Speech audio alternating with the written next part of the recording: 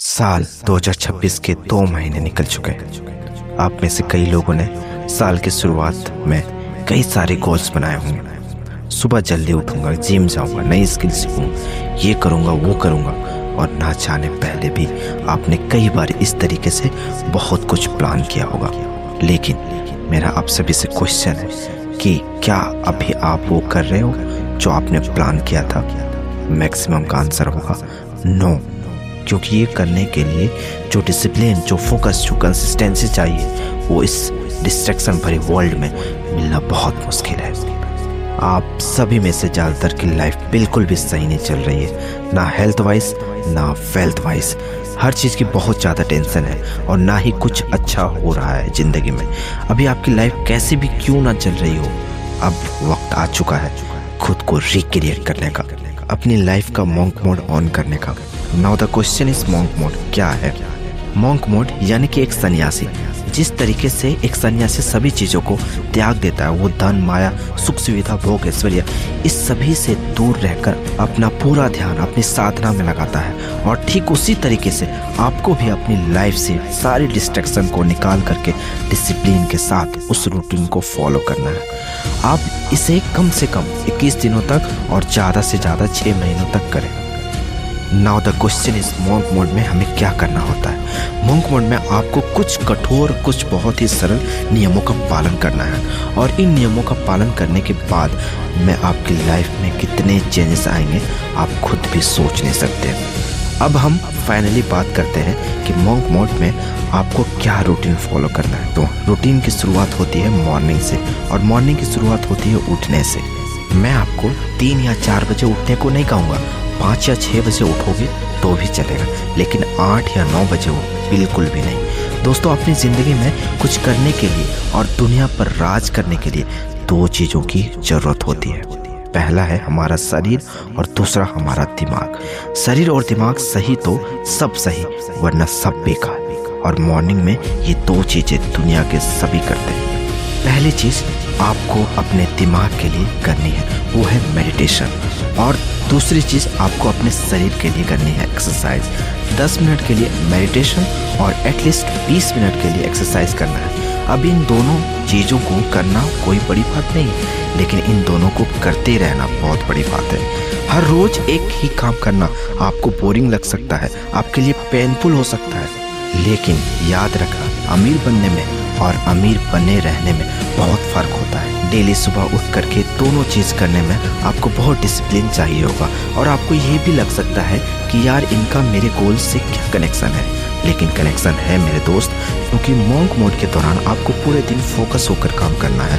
तो मेडिटेशन आपकी हेल्प करेगा फोकस रहने में और कायम रहने में। और एक्सरसाइज आपको हेल्प करेंगे एक्टिव रहने में और एनर्जेटिक रहने में। जब आपका मॉर्निंग रूटीन कंप्लीट हो जाए, फिर बारी आती है काम करने की। इस पॉइंट को मैं नाम दूंगा 8 hours deep work session with no distraction. दोस्तों, अगर मैं अमीर लोगों को खड़ा करूं, एक तरफ सर रतन टाटा और दूसरी तरफ कोई गैंगस्टर को जो कि बहुत ही अमीर है, तो आप किसे पसंद करोगे?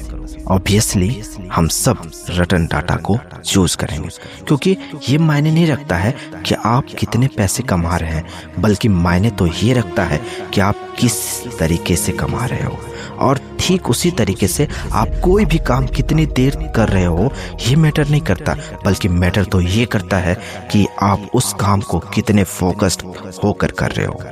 मॉन्क मोड में आपको दिन में 8 घंटे काम करना है, और ना सिर्फ काम करना है बल्कि पूरे फोकस के साथ में काम करना है। और फोकस तभी आएगा जब आपका माइंड डिस्ट्रैक्ट नहीं रहेगा। इस डीप वर्क सेशन के दौरान आपको कोई भी सोशल मीडिया ओपन नहीं करनी है और ना ही किसी से मिलना है।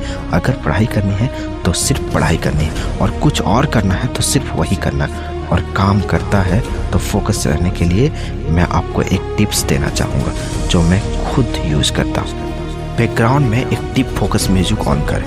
यूट्यूब पर आप सर्च करोगे तो आपको मिल जाएगी कई सारी म्यूजिक। अगर आपने हर दिन बिना डिस्टर्ब हुए 8 घंटे डीप वर्क कर लिया ना, आप माहिर होंगे अपने काम में 6 महीने बाद, और बहुत आगे निकल जाओगे बाकियों से। लेकिन याद रखना, बिना डिस्ट्रैक्ट हुए डीप वर्क करना, लेकिन वेट यहाँ पर कईयों के माइंड में क्वेश्चन आ रहा होगा कि हमारे पास तो कोई काम ही नहीं है, हमें पता ही नहीं है कि हमें क्या करना है, तो फिर हम करेंगे क्या।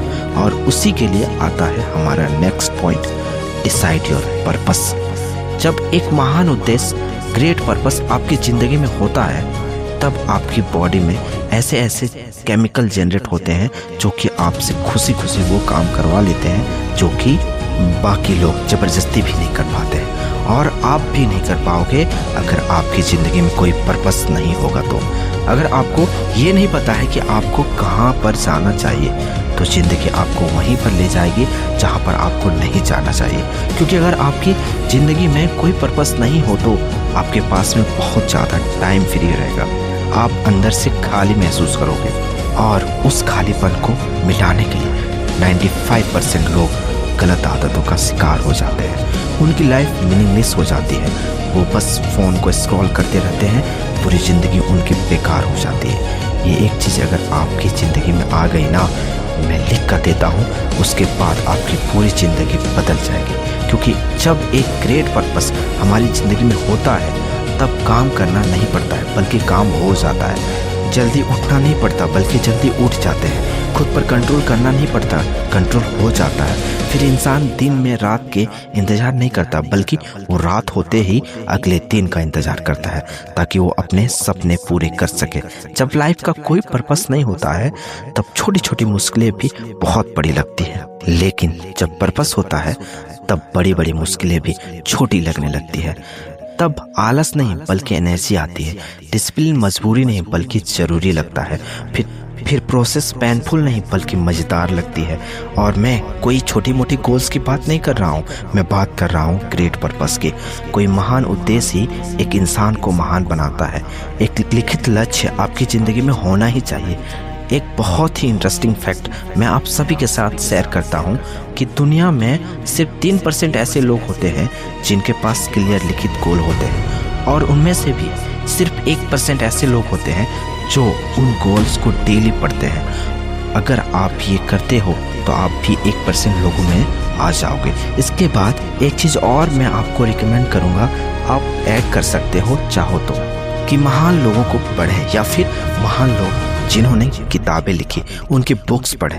आप चाहे तो ये चीज़ मॉर्निंग में ऐड कर सकते हो, दिन में भी ऐड कर सकते हो, या फिर शाम में भी ऐड कर सकते हो, जब आपका मन हो, लेकिन करें ज़रूर। क्योंकि जब हम किसी चीज़ को सुनते हैं तो सिर्फ 10 मिनट में ही वो चीज़ ख़त्म हो जाती है, लेकिन जब हम उस चीज़ को खुद से पढ़ते हैं, एटलीस्ट 20 से 25 मिनट हमें लगते ही लगते हैं, तो उस वक्त हम उस चीज़ को जीते हैं, उसे फील करते हैं। इसलिए मैं आपको रिकमेंड करूँगा कि आप बुक को पढ़ें, ना कि सुनें।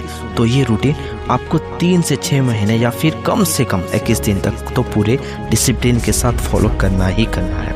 और जब भी आप मोड से डिस्ट्रैक्ट करने लगो या डिमोटिवेट फील करने लगो, तो ये बात याद जरूर रखना, अगर तुम्हें कुछ पाना है तो तुम्हें कुछ छोड़ना पड़ेगा। अगर तुम्हें बहुत कुछ पाना है तो तुम्हें बहुत कुछ छोड़ना पड़ेगा, लेकिन अगर तुम्हें सब कुछ पाना है तो तुम्हें सब कुछ छोड़ना पड़ेगा। और यही तो करते हैं मंक।